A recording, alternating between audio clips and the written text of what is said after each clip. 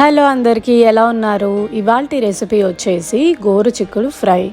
మంచిగా జీడిపప్పు వేసి ఎలా చేయాలో చూపిస్తాను, పదండి. ఇక్కడ నేను ఒక 1/2 కిలో గోరుచిక్కుళ్ళు శుభ్రంగా ఈనెలు తీసేసి కట్ చేసి పక్కన పెట్టుకున్నాను. తర్వాత ఒక కుక్కర్ తీసుకొని అందులో మంచిగా కొంచెం జీడిపప్పు యాడ్ చేసుకున్నాను. ఒక్కసారి ఇలా ఫ్రై అయ్యే వరకు తిప్పేసేయండి. ఇది గోరుచిక్కుడు నచ్చని వాళ్ళు కూడా ఒక్కసారి రెసిపీ ట్రై చేయండి, మళ్ళా కావాలంటారు, అంత టేస్టీగా ఉంటుంది. సో ఇప్పుడు ముందుగానే శుభ్రంగా కడిగి పెట్టుకున్న ఈ గోరుచిక్కుడు కాయల్ని ఇందులో యాడ్ చేసేసుకున్నాను. కొంచెం ముదురుగా ఉన్నాయన్నమాట, అందుకనే కుక్కర్లో వేసి చేస్తున్నా. ఒక్క విజిల్ కోసం ఉడికిస్తే మంచిగా మెత్తగా ఉడికిపోయి ఫ్రై చాలా టేస్టీగా వస్తుంది, అందుకనే ఇక్కడ కుక్కర్ వాడుతున్నా అనమాట. అండ్ ఇక్కడ ఇప్పుడు వచ్చేసి 2 స్పూన్స్ ఆఫ్ సాల్ట్ యాడ్ చేస్తున్నాను అండ్ ఒక పెద్ద స్పూన్ కారం. ఇప్పుడు అన్నీ ఒకసారి తిప్పేసుకుంటున్నాను మంచిగా. ఇప్పుడు మంచిగా జీడిపప్పుతో సహా ఈ గోరుచిక్కుల్ని ఉడికించుకుందాము. ఇలా చేయడం వల్ల జీడిపప్పులోని కమ్మదనం ఆ గోరుచిక్కుల్లోకి తగిలి మంచి టేస్ట్ వస్తుంది. చూసారా, ఇక్కడ చక్కగా ఉడికిపోయింది.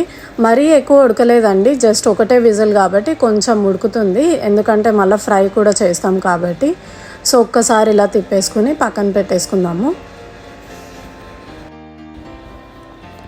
వేరే ప్యాన్లో కొంచెం ఆయిల్ యాడ్ చేసుకొని అందులో ఒక 4 నుంచి 5 పచ్చిమిర్చి, అలాగే 3 నుంచి 4 వెల్లుల్లి రెబ్బలు, అలాగే కొంచెం కరివేపాకు యాడ్ చేసుకున్నాను. మంచిగా ఇవి ఒక్కసారి ఇలాగ ఫ్రై చేసేసుకోండి. ఈ గోరుచిక్కుడులో ఫైబర్ ఎక్కువ ఉండడం వల్ల వెయిట్ లాస్కి చాలా బాగా ఉపయోగపడుతుంది. ఇప్పుడు ఇవి మంచిగా ఒకసారి వేగిపోయాక ముందుగానే ఉడికించిన గోరుచిక్కుళ్ళు ఇందులో యాడ్ చేసేసుకున్నాను. ఉప్పు కారం ఆల్రెడీ సరిపడంత నేను కుక్కర్లోనే యాడ్ చేసేసుకున్నానండి. సో ఇప్పుడు ఇంకేం యాడ్ చేయాల్సిన అవసరం లేదు.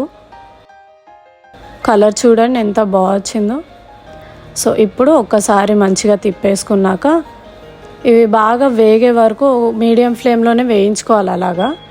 ఇప్పుడు ఆల్మోస్ట్ అయిపోయినట్టే. లాస్ట్కి ఇలాగ కొబ్బరి పొడి జల్లేసుకుందాము.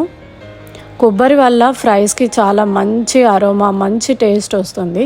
సో లాస్ట్లో ఇలాగ కొబ్బరి పొడి వేసుకొని ఒక్కసారి తిప్పేశారంటే ఎంతో రుచికరంగా ఉండే గోరుచిక్కుడు వేపుడు విత్ జీడిపప్పు.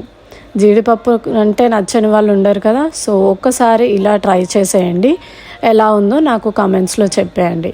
ఇది పప్పు చారులో అయినా టమాటో చారులో అయినా చాలా అద్భుతంగా ఉంటుందండి. ఒక్కసారి ట్రై చేసి ఎలా ఉందో నాకు చెప్పేయండి.